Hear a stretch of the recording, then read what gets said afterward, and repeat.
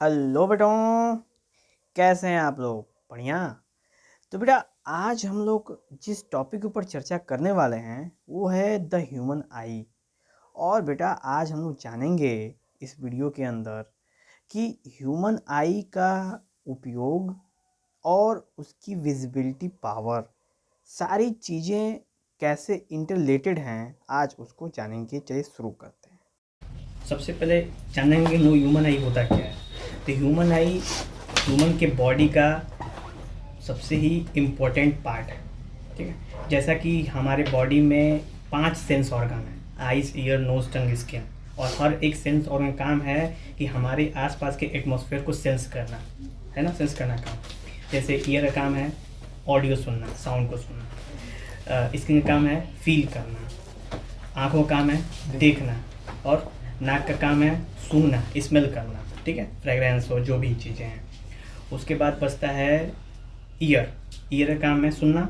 और क्या, eyes, year, knows, skin, टंग। और टंग का काम है आपका टेस्ट लेना। ठीक है, इन सब में अगर इनमें से एक भी अगर सेंस ऑर्गन हमारे बॉडी में से कम हो जाए या हमारे साथ वो मौजूद ना रहा है तो हम इस दुनिया का, इस बेहतरीन दुनिया का एहसास नहीं कर सकते। भाई, दुनिया में बहुत सारी चीज़ें हैं। अभी तो इस समय आप लोग स्टूडेंट लाइफ में हैं तो सबको जीवन अपना नरक सा महसूस हो रहा होगा। ठीक है, लेकिन दुनिया में इसके बाद जब स्टूडेंट लाइफ ख़त्म हो जाएगी, स्टूडेंट लाइफ आप लोग की, तो उसके बाद बहुत बड़ी दुनिया है, घूमने फिरने, नहाने धोने और खाने पीने के लिए एकदम आप देख सकते हैं कि जाके दूर दूर तक देखने के लिए एकदम मनमोहक नज़ारा देखने को मिलेगा। सुनने के लिए मस्त म्यूज़िक मिलेगी। ठीक है, घूमने के लिए मस्त जगह मिलेगा। फील करने के लिए माउंटेनी इलाके मिलेंगे। और फिर और बहुत सारी, समझ लो कि ऐसी ऐसी चीज़ें जिनको हमको अगर ऑब्जर्व करना है, हमें महसूस करना है, तो हमें आंखों की बहुत ज़्यादा आवश्यकता है। वरना हम इस पापी दुनिया को नहीं देख पाएंगे। ठीक है, वैसे तो बहुत पाप होते हैं, लेकिन जो सोचो कि जो लोग नहीं देख सकते, क्या उन लोगों को नहीं पता चलता है कि दुनिया कैसी है? पता चलता है कि दुनिया कैसी है, लेकिन जस्ट फॉर फील करते हैं। वैसे इनके उनके पास बस 4 सेंस ऑर्गन रह जाते हैं, आई, ईयर, नोज, टंग, स्किन। और वही 4 सेंस ऑर्गन से वो पूरे एटमॉस्फेयर को, आसपास के सराउंडिंग को फील करने की कोशिश करते हैं। हाँ, है ना? हाँ। तो ये जो फीलिंग करने का तरीका है, उससे वो, जैसे कि आप बचपन से आप देख रहे हैं तो आपको देखने की आदत हो गई है। अब अगर इस समय अगर आंखें चली जाएं तो आपको बहुत तकलीफ होगी। लेकिन जिसे बचपन से ही नहीं देखा है किसी किसी चीज़ को, तो उसे कोई फर्क नहीं पड़ने वाला, क्योंकि वो उस चीज़ में क्या हो गया है, ढल गया अपने आप को उसने अपने मेंटेन कर लिया है। ठीक है, सोसाइटी के संग मिक्स हो गया है, हैबिचुअल एक्शन हो गया है उसके लिए। तो क्या आई एक इम्पोर्टेंट रोल अदा करता है? तो एकदम अदा करता है भाई। आई के बिना हम कुछ पॉसिबल नहीं है, मतलब कि एक सुंदर दृश्य हम नहीं मतलब देख नहीं सकते। हम महसूस तो बहुत कुछ कर सकते हैं, लेकिन एक देखना आंखों से और एक महसूस करना, दोनों में बहुत फ़र्क है कि नहीं? आपके पास आंखें हैं तो आप कितनी अच्छी चीज़ें तो देख पा रहे हैं, अच्छी गंदी सब कुछ चीज़ें देख पा रहे हैं एकदम इस दुनिया को। लेकिन जिनके पास नहीं है वो केवल फील करने के लिए क्या कर सकते हैं? कुछ नहीं। ठीक है, तो सबको आंखें मिली हुई हैं, सबको दिखता भी है। ठीक है, बहुत लोगों के पास आंखें होने के बावजूद नहीं दिखता है, जिसको कहते हैं बटन वाली आंखें। ठीक है, तो तभी तो जाकर गड्ढे में गिर जाते हैं। कुछ लोग साइकिल चलाते गिर जाते हैं। अच्छा, कुछ लोग साइकिल हरियाने लगते हैं रोडिये पे। ऐसी चीज़ें बहुत सारे वारदात होते रहते हैं धरती पे, कलंकों की कमी नहीं है। ठीक है, तो अभी द ह्यूमन आई पे हम लोग चर्चा कर रहे हैं। तो हमने आज अभी जाना कि आसपास की सराउंडिंग की चीज़ें कैसे अफेक्ट होती हैं, यही जाना ना। लेकिन अब हमको इंटरनली जानना है कि हमारे हमारे आई के अंदर की बनावट कैसी होती है, किस फॉर्म में आई होता है। इंटरनली हमको जानना है। आज तक तो हमने देखा भाई आंखें हैं, नशीली हैं, नीली हैं, लेकिन अभी हमको ऊपर से जानना है, ऊपर से और अंदर से, इंटरनली सबसे ज़्यादा जानना है। ठीक है, क्योंकि आप क्लास 10th में हैं और आपके सिलेबस में है, तो क्या पता आपके एग्जाम में आ भी सकता है। ठीक है, तो स्टार्ट करें हम लोग ह्यूमन आई को इंटरनली जानना। तो सबसे पहले ह्यूमन आई क्लासिफिकेशन कर लेते हैं। जब एक ह्यूमन आई को आप निकालेंगे तो बिल्कुल गेंद की तरह होगी, उसको बीच में काट देंगे, बाइसेक्शन कर देंगे उसको, तो उसका पार्ट हमारे सामने इस कॉपी पे मैंने बना के रखा हुआ है। ठीक है, अब इसमें आप देख सकते हैं कि ये जो एक सेक्शनल पार्ट है, इसमें चारों तरफ एक मैस्कुलर टिश्यू से कंबाइंड है, गोल सा, क्या कहते हैं, बॉल की टाइप की स्ट्रक्चर है, जिसको पूरे को बोलते हैं हम लोग आई बॉल। नाम जानते हैं, आई बॉल बोलते हैं। उस आई बॉल पे ऊपर एक बहुत पतली सी कवरिंग होती है, बहुत पतली सी ये जो कवरिंग होती है आई बॉल के ऊपर, ये सबसे स्टार्टिंग में सबकी आंखों के सबसे ऊपर वाली परत, जिसको कहते हैं बिल्कुल प्लास्टिक नुमा और बहुत पतली सी होती है, ठीक है। इतनी पतली और इतनी सेंसिटिव होती है कि अगर कहीं गलती से कुछ लग जाए तो काम खत्म हो जाए, आंखें चली जाएंगी सबकी। इस वाले पार्ट को बोलते हैं हम लोग कॉर्निया।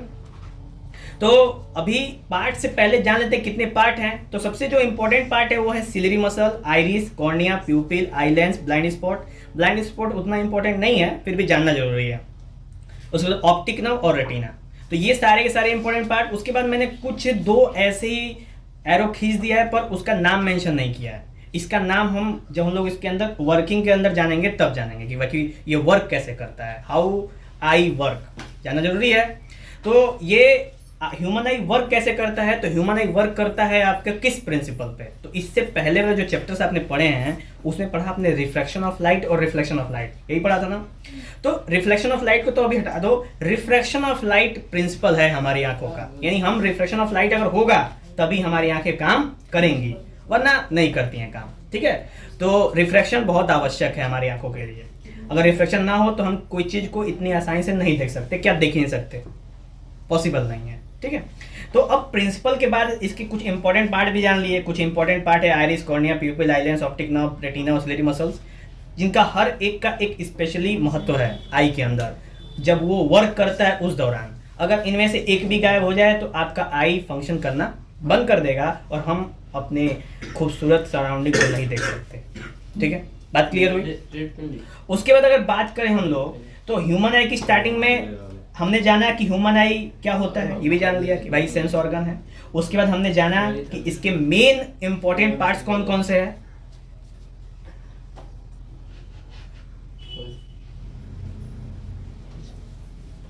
इसके मेन इंपॉर्टेंट पार्ट्स कौन कौन से हैं ये भी जाना हम लोगों ने। और उसके बाद इसमें इसकी वर्किंग कैसे होती है, ये वर्क कैसे करता है, अब इसको जानना है, ठीक है। तो सबसे पहले जब लाइट आती है हमारी आंखों में, ठीक है, तो बिल्कुल सीधी आती है वो लाइट, और सीधी आती सबसे पहले किससे टकराती है, तो सबसे पहले कॉर्निया से टकराती है, ठीक है। और कॉर्निया को कहते हैं हम लोग आउटर कवरिंग ऑफ द आई, यानी आई का सबसे पहला पार्ट जो लाइट को सबसे पहले टच करता है। यानी सबसे पहले अगर लाइट को हमारे आंखों में इंटर होना है तो सबसे पहले टच किसको करेंगे, कॉर्निया को टच करेंगे, ठीक है। तो कॉर्निया को टच करता है, it is very thin, elastic और मेड ऑफ प्रोटीन से बना होता है। ये बहुत थिन होता है, ठीक है, इतना थिन कि बहुत सेंसिटिव, हम इसको टच नहीं कर सकते अपनी उंगलियों से, इतना सेंसिटिव होता है ये, ठीक है।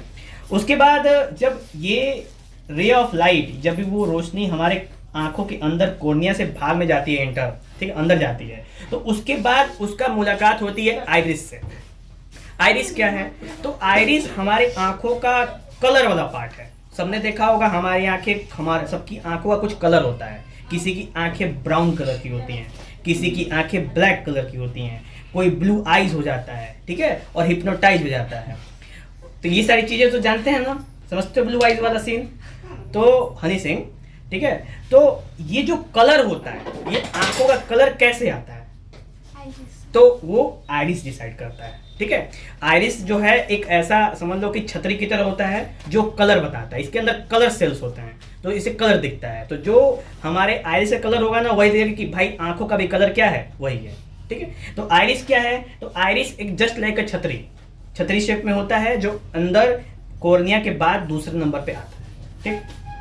अब आइरिस के बीच में एक छोटा सा होल होता है, ठीक है। आइरिस के बीच में क्या होता है, एक होल होता है छोटा सा। वो होल जनरली हमें देखने में ब्लैक कलर का दिखता है, ठीक है। अगर ह्यूमन के आंखों में आप नहीं ऑब्जर्व कर पाते हैं तो कभी तोते की आंखों को देखना, ठीक है। तोते को आंखों को देखोगे ना तो उसमें का जो उसके अंदर वाला पार्ट है वो बड़ा होगा, छोटा होगा, बहुत फास्ट होगा, और हमें दिख भी जाता है कि क्या हो रहा है वो। तो जो बड़ा और छोटा हो रहा है ना वो क्या है, वो है आपका प्यूपिल, ठीक है। वो क्या है, वो प्यूपिल ब्लैक कलर का होता है। क्यों ब्लैक कलर का होता है, तो हमें पता है ना कि कोई भी कलर हम कैसे देख पाते हैं, तो कोई भी कलर हम तब देख पाते हैं जब वो सारी वाइट लाइट उसके ऊपर टकराए और उस कलर को छोड़ के मतलब बाकी सारे के सारे कलर ऑब्जर्व हो जाएं और वो कलर क्या हो, रिफ्लेक्ट हो, तो हमें वो कलर दिखता है। तो अगर हमको ब्लू आई दिख रहा है तो किसकी वजह से दिख रहा है, सारे कलर ऑब्जर्व हो गए, खाली ब्लू कलर क्या हो रहा है, रिफ्लेक्ट हो रहा है। अगर ब्राउन आई है तो खाली ब्राउन कलर रिफ्लेक्ट होके आ रहा है। लेकिन प्यूपिल के अंदर क्या होता है ना कि ब्लैक दिखता है। अब ब्लैक का सीन क्या है कि सारी लाइट जा तो रही है लेकिन कोई भी लाइट लौट के वापस नहीं आ रही है। तो इसको कहते हैं ओपनिंग इन द आई, यानी आई के इंटरनल सेक्शन में जाने के लिए हमें प्यूपिल की आवश्यकता पड़ती है। अगर प्यूपिल ना हो तो हम आई के इंटरनल पार्ट में हमारी लाइट नहीं जा सकती। तो प्यूपिल क्या है? एक ओपनिंग है, एक होल है आई को इंटरनल माने रोशनी को इंटरनल पार्ट में ले जाने के लिए, ठीक है। तो इसलिए प्यूपिल का कलर कैसा होता है? ब्लैक होता है। कभी आप स्वयं को आईने में देखना, ठीक है, आपको देखना, कभी गौर करना, आपका प्यूपिल आईने में छोटा दिखेगा क्योंकि उस समय रोशनी ज्यादा आ रही है। प्यूपिल काम होता है ना कि लाइट को मेंटेन करना। प्यूपिल काम क्या होता है? लाइट को मेंटेन करना, कि ज्यादा लाइट हमारी आंखों के अंदर ना आ जाए। अगर ज्यादा लाइट आ जाएगा तो अंदर आंख कैसी हो जाएगी? डैमेज हो जाएगी ना। तो कभी कभी जब तेज रोशनी होती है तो अपने आप आंखों के जो ऊपर की परत को कहते हैं आई लीड, अपने आप क्या होने लगता है? बंद होने लगता है। ये अपने आप बंद होने लगता है, हमको कुछ करते नहीं, जबरदस्ती नहीं करते हैं, अपने आप बंद हो जाता है, ठीक है, हो जाता है ना। तो ये क्यों होता है? आई लीड बंद क्यों हो जाता है? तो क्योंकि हमारी जो आंखें हैं, हमारा जो ब्रेन है, वो संदेश देता है, एक इन्फॉर्मेशन देता है कि इतनी ज़्यादा जो लाइट है इंटेंसिटी की, वो हमारी आंखों के लिए यूजफुल नहीं है। इससे हमारी आंखें क्या हो सकती हैं? डैमेज हो सकती हैं। तो उसको बचाने के लिए जो प्यूपिल है सबसे पहले एकदम छोटा हो जाता है, ठीक, छोटा हो जाएगा ताकि लाइट क्या जाए अंदर, कम जाए। जब लाइट कम जाएगी तो वो अपने आप अंदर से मेंटेन कर देगा। ये हो गया जब ज़्यादा लाइट हो तब। अच्छा, कम लाइट का सीन क्या है? तो कभी कभी कम ऐसे रूम में जाना है जहाँ पे बहुत ही लाइट कम हो, फिर भी आप देख सकते हो, तो उस समय आपकी जो प्यूपिल होगी वो सबसे बड़ी हो जाएगी, पूरा फैल जाएगी चारों तरफ, ठीक है। प्यूपिल क्यों फैल जाएगी? क्योंकि उसमें लाइट क्या है? बाहर कम है और हमें कुछ दिख नहीं रहा है। तो प्यूपिल फैल के क्या करेगा? ज़्यादा से ज़्यादा लाइट अपने अंदर लेने की कोशिश करेगा ताकि आसपास की चीज़ें आप क्या कर पाएँ? देख पाएँ, ठीक है। तो ये था आपका काम प्यूपिल का। प्यूपिल क्लियर हुआ? तो ये कॉर्निया के बाद आइरिस, और आइरिस के बाद प्यूपिल, और प्यूपिल के बाद अब लाइट पहुंचती है इंटरनल सेक्शन में। तो उससे पहले एक लिक्विड होता है हमारी आंखों में। कहाँ होता है? तो प्यूपिल, आइरिस और कॉर्निया, इनके बीचों बीच होता है, बिल्कुल पानी की तरह होता है, लिक्विड होता है, और इसका नाम होता है आपका एक्वस ह्यूमर। क्या नाम होता है इसका? एक्वस ह्यूमर नाम होता है। ये एक लिक्विड है जो हमारी आंखों को स्टार्टिंग पार्ट में होती है ताकि हमारी आंखें जर्क ना करें। जर्क समझते हैं? जर्क, झटका। जब भी झटका लगता है तो पूरा शरीर हिल जाता है, तो हमारी आंखों का अंदर वाला इंटरनल ऑर्गन भी हिलने लगता है, इंटरनल पार्ट भी। तो उसको ज़्यादा हिले ना, हिल के टूटे ना अपने जगह से, इसलिए क्या भरा होता है? वहाँ पे लिक्विड भरा होता है। समझा? जैसे गाड़ियों में इंजन में मोबिल डाला जाता है ना, वैसे ही हमारी आंखों के अंदर ये मोबिल की तरह वर्क करता है। कौन? एक्वस ह्यूमर, ठीक है। थिक लिक्विड होता है, बिल्कुल मतलब गाढ़ा समझते हैं ना, कभी देखें कफ सिरप सफेद रंग का, वैसा ही होता है अंदर। उसके बाद इससे लाइट पास होती है, लाइट पास होते हुए अंदर गई और मिली किससे? आई लेंस से। अब हमें पता है कि आई का जो लेंस होता है वो कन्वेक्स होता है, ठीक है। हमारे आंखों का जो आई होता है उसमें जो लेंस होता है वो कैसा होता है? कन्वेक्स होता है, ठीक है। और वो बना किस चीज से होता है? तो कोई शीशा उषा से नहीं बना होता है, वो बना होता है टिश्यू से, मसल से मिलके बना होता है, ठीक है। टिश्यूज जब कई सारे मिलते हैं तो क्या बनाते हैं हमें? Eye lens. बिल्कुल नेचुरल होता है वो आई लेंस, हम तैयार अपने घरों में नहीं कर सकते, ठीक है। तो वो हमारे बॉडी का नेचुरल पार्ट है। और उसके साथ ना उसको होल्ड कौन किया रहता है? तो उसको होल्ड करने वाले एक मसल, इसका नाम है सिलियरी मसल। सिलियरी मसल जो होता है, ये वाला सिलियरी मसल इस आई लेंस को होल्ड करके रखता है। होल्ड करने का सीन क्या है कि जब जैसे आवश्यकता पड़े मोटा या पतला करता है। अगर हमें दूर की चीजें देखनी है, जैसे हम यहाँ पे खड़े हैं और हमें 2 किलोमीटर दूर की चीजें देखनी है, तो जो हमारी आई लेंस होगी ना, सिलियरी मसल उसको ढीला कर देगा, ठीक है। क्या कर देगा? ढीला कर देगा। ढीला कर देगा कि नहीं? टाइट कर देगा। टाइट नहीं, ढीला कर देगा। क्या कर देगा? मतलब ऐसी स्थिति में लेंस को कर देगा जिस स्थिति में लेंस क्या हो जाती है? पतली। लेंस कैसी हो जाएगी? पतली लेंस हो जाएगी। और जब लेंस पतली हो जाएगी तो दूर की लाइट कैसी आती है? पैरेलल। पता है ना, इनफाइनाइट से लाइट कैसी आती है? पैरेलल आती है। तो वो पैरेलल लाइट हमारे आंखों से पतली वाली लेंस से टकराएगी और उसके बाद आगे लाइट हमारे आंखों के दूसरे वाले सेक्शन में पहुंच जाएगी। तो ये जो लेंस है ना वो एडजस्ट होता रहता है। अभी हम दूर की चीजें देखते हैं तो तुरंत लेंस एडजस्ट हो गया, एडजस्ट होके पतला हो गया, हमें दूर की चीजें दिख रही हैं। फिर हम तुरंत नजदीक की चीजें देखते हैं, तुरंत हमारा लेंस क्या हो गया? मोटा हो गया। समझा? लेंस पतला हो गया, लेंस मोटा हो गया। लेंस में एडजस्टमेंट हो रहा है, अब सेकेंडों भी नहीं लग रहा है हमें, और हमें कंडीशन आ जा रहा है पतला और मोटा, यानी हम दूर और पास की चीज़ें बहुत जल्दी जल्दी देख पा रहे हैं। क्या ऐसा काम बूढ़े लोग कर सकते हैं? नहीं कर सकते, उन्हें समय लगेगा। उन्हें सबसे पहले नज़दीक देखेंगे, फिर जब ऊपर अपना सर उठाएंगे तो 10-15 सेकेंड बाद जाके एडजस्ट होगा, तब उन्हें देखे कि हाँ कोई दूर की चीज़, तो चोर निकल जाएगा जैसे। कहीं कौन था? कोई नहीं। अक्सर जब एज हो जाता है लोगों का, तो मान लो कभी चोर चक्का आ गया सामने से और बालकनी में आ गए, जब तक उनका आई एडजस्ट करता है ना, तब तक चोर निकल लिया होता है वहां से, दिखता ही नहीं कुछ। तो इसलिए एज में भी, क्योंकि इसको एडजस्ट कौन करता है? Ciliary muscle. Ciliary muscle age के साथ क्या हो जाता है? धीरे धीरे कमजोर होने लगता है।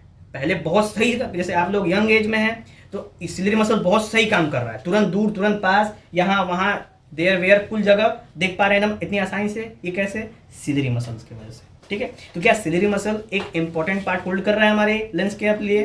तो लेंस के पोजीशन के लिए सिलरी मसल मोस्ट इंपॉर्टेंट है। क्लियर? अब सिलरी मसल्स के बाद ये लाइट कॉर्निया से पास होते हुए, आइरिस से पास होते हुए, प्यूपिल से पास होते हुए, लेंस से पास होते हुए कहाँ इंटर लेता है? आई के इस वाले सेक्शन में, जो कि बहुत बड़ा सेक्शन है आई का। ठीक है, इस वाले पार्ट में भी भर भर के लिक्विड होता है। कैसा लिक्विड होता है? तो गाढ़ा लिक्विड होता है, और इसका नाम होता है विट्रस ह्यूमर। क्या नाम होता है इसका? विट्रस ह्यूमर नाम होता है। ठीक है, और इस ह्यूमर का काम क्या है? विट्रस ह्यूमर का, तो विट्रस ह्यूमर का काम है कि जब लाइट बहुत ज्यादा आ जाए तो उसको ज्यादा से ज्यादा रोशनी को, उसकी इंटेंसिटी क्या कर दे? कम कर दे। इंटेंसिटी ऑफ लाइट को कम करने का कोशिश करता है कौन? Vitreous humour. पहला काम। दूसरा काम, आई के इंटरनल पार्ट को जर्क होने से क्या करता है? बचाता है। ठीक है, वही कभी गिरे, छत मतलब मुंह के बल गिर गए, चाहे सर के बल गिर गए, चाहे कहीं एक्सीडेंट हो गया, तो पूरी की पूरी शरीर हिल जाती है। जो शरीर सह पाता है हिस्सा वो बच जाता है, जो हिस्सा नहीं सह पाता वो टूट जाता है। तो अक्सर एक्सीडेंट होता है तो हड्डियां क्यों टूटती हैं? पूरा बॉडी पे ना उतना प्रेशर आता है, पूरा बॉडी पे उतनी जर्किंग आती है हमारी, लेकिन हमारी जो बॉडी का हिस्सा स्ट्रांग होता है वो क्या कर देता है? बच जाता है। हमारी बॉडी का जो हिस्सा वीक रहता है वो क्या रहता है? टूट जाता है। क्यों? जर्किंग की वजह से। तो हमारी आंखों में ये लिक्विड इसीलिए होता है ताकि कितनों तेज जर्क आए, हमारी आंखों का इंटरनल सेक्शन डैमेज ना हो। क्लियर हुआ? तो ये था हमारा वर्क ऑफ विट्रस ह्यूमर। तो वही लाइट विट्रस ह्यूमर से पास होते हुए कहाँ पे जाके टकराती है? सामने एक दीवार होती है जिसको कहते हैं inner lining of eye. Inner lining of eye कहते हैं। ठीक है, आंखों का इनर लाइनिंग, वहां पे जाके टकराती है और उसको कहते हैं रेटिना। क्या नाम होता है उसका? रेटिना, जिसको कहते हैं स्क्रीन ऑफ आई। बिल्कुल इसके जैसे सिनेमा हॉल में होता है ना, सिनेमा हॉल से पिक्चर आती है और सिनेमा स्क्रीन के ऊपर बनता है तो फिल्म चलने लगता है, वैसे ही स्क्रीन है रेटिना। तो यहाँ से जो सारी की सारी रे ऑफ लाइट आई और रेटिना पे क्या हुई? टकराई। टकराने के बाद वहाँ पे इमेज बना, और वो इमेज जो बनेगा ना, वो इमेज के बनने के जो तरीके हैं उसको कहते हैं लोग रेटिना। अब रेटिना सिंपल पर्दा नहीं होता है, जैसे सिनेमा स्क्रीन में क्या होता है? सिंपल एक पर्दा होता है, वैसा पर्दा नहीं होता है, बहुत एडवांस क्वालिटी का पर्दा होता है, बहुत महंगा होता है। ठीक है, 3D इमेज दिखता है उसमें। इसके कारण क्या है? तो इसका कारण है आपका कि उसके अंदर 2 सेल्स होते हैं। तो रेटिना के अंदर कितने सेल्स होते हैं? 2 इंपॉर्टेंट सेल, इसको कहते हैं फोटो रिसेप्टर सेल। क्या कहते हैं इसको? Photoreceptor cell. एक का नाम है रॉड और एक का नाम है कोन। ठीक है, ये 2 सेल बहुत ही इंपॉर्टेंट हैं और इनको फोटो रिसेप्टर सेल कहते हैं। रेटिना के मतलब कि वो जो स्क्रीन होता है उसके पीछे पाए जाते हैं, चिपके होते हैं।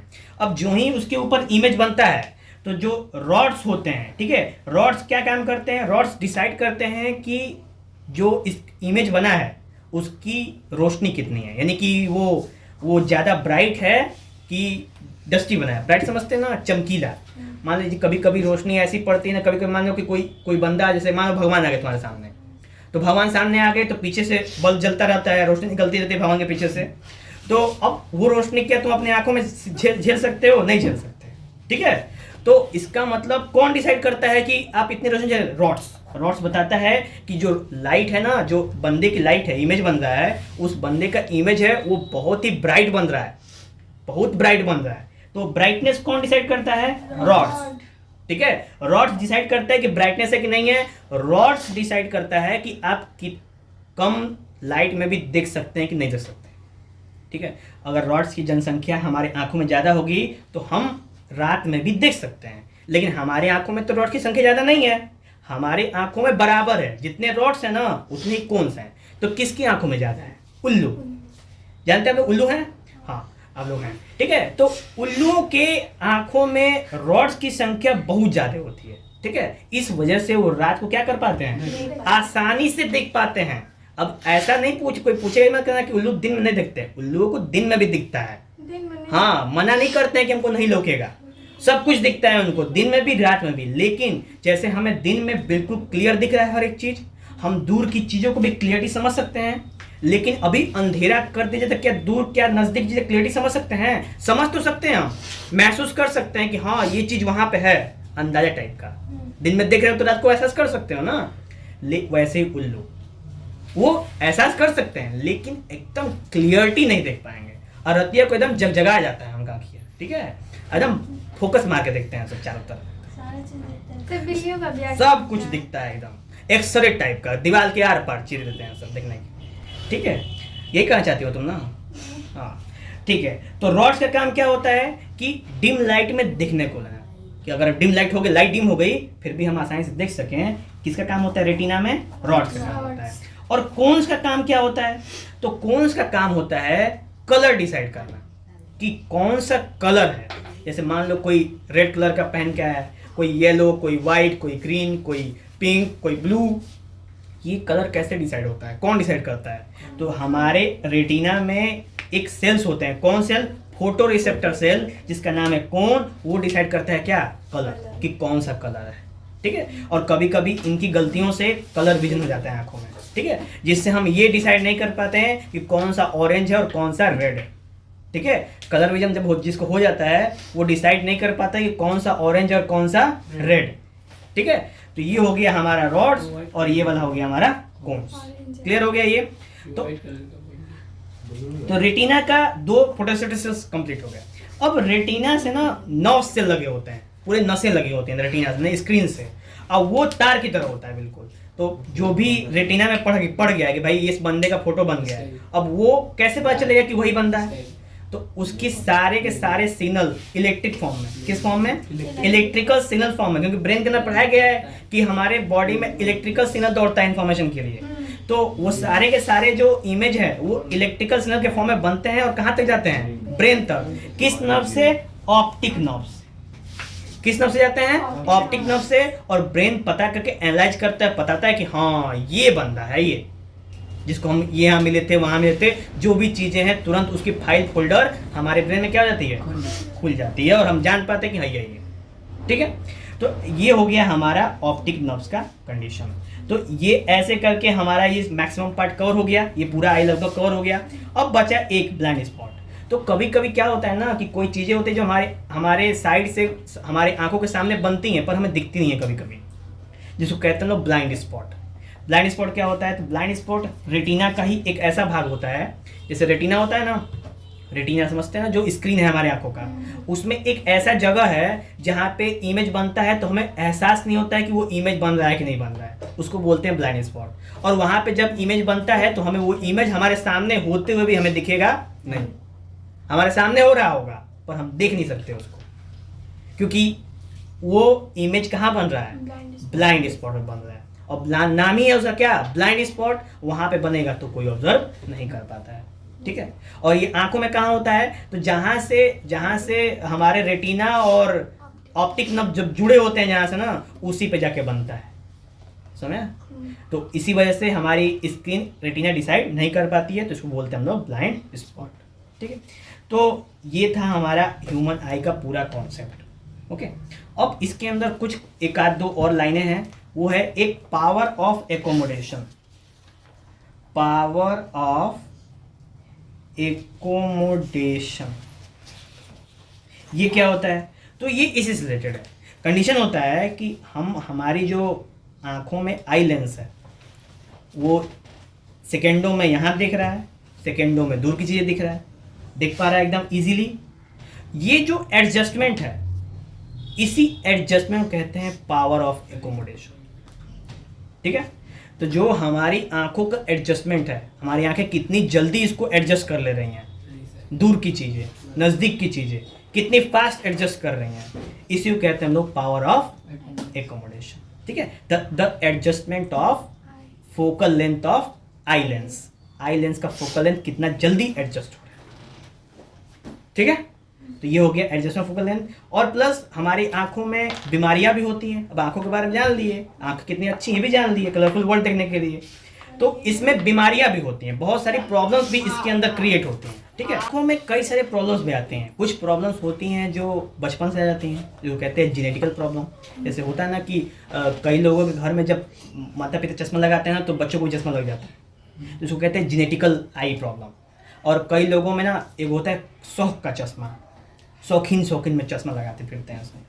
और एक में होता है कि जब खाने पीने की वजह से शरीर में प्रोटीन, विटामिन, कैल्शियम, मैग्नीशियम की कमी से ये जब दिक्कतें होती हैं, वो एक बीमारी होती है। ठीक है, तो इन्हीं बीमारियों में कुछ बीमारियां हैं, जैसे मायोपिया है, ठीक है, एक हैपरमेट्रोपिया है, एक प्रिस्बायोपिया है, एक कैटरेक्ट है। ये सारी चीज़ें हैं, ये सारे 4-5 बीमारियां हैं जो आई की बीमारी है। ये हमारे रेगुलर लाइफ में कभी भी किसी को भी हो सकती है। ठीक है, इसमें से जो हाइपरमेट्रोपिया है और मायोपिया है, ये किसी भी उम्र के लोगों को हो सकती है, मतलब बचपन में भी हो सकता है। देखो बचपन में छोटे छोटे बच्चे भी चश्मा लगाए घूमते हैं तो उनको बीमारी हो सकती है। लेकिन जो प्रिस्बायोपिया है वो बूढ़े लोगों को होता है, जिसमें दूर और नज़दीक दोनों चीज़ें हमें नहीं दिखती हैं। ठीक है, और एक है कैटरेक्ट, उसको कहते हैं हिंदी में मोतियाबिंद। और मोतियाबिंद की बीमारी लगभग मतलब कि जब 25-30 वर्ष के होते हैं लोग, तब लोगों की आंखों में हो जाती है। वो बीमारी नहीं है, सिंपल क्या होना कि आंखों के ऊपर एक पतली सी लेयर आ जाती है, जिसके वजह से हमें आगे की चीज़ें ब्लर दिखाई देती है। कैसी? ब्लर। तो इस वजह से हमको देखने में परेशानी होती है, तो उसको हम लोग कैटरेक्ट कहते हैं। अक्सर ये होता है ट्रक ड्राइवर को, जो ट्रक चलाते हैं ना उनको ज़्यादा होता है। क्यों? क्योंकि वो धूल, कंकड़, मिट्टी, बालू और धूप सब कुछ उनको झेलना होता है, क्योंकि ट्रक चलाना ही है, अलग अलग मौसम में जाना है। तो उस मौसम परिवर्तन और एटमॉस्फेयर परिवर्तन की वजह से उनके आंखों में प्रॉब्लम बहुत जल्दी आ जाता है। बाकी लोगों के साथ बहुत कम होता है, लेकिन ट्रक ड्राइवर के संग सबसे ज़्यादा होता है, क्योंकि उनको हर जगह बहुत जल्दी जल्दी जाना होता है। आज यहाँ पे हैं, आज मुंबई में है तो कल महाराष्ट्र में, तो कल फलाने, तो कल तमिलनाडु, तो परसों लखनऊ, तो दिल्ली, ऐसे घूमते रहते हैं सब।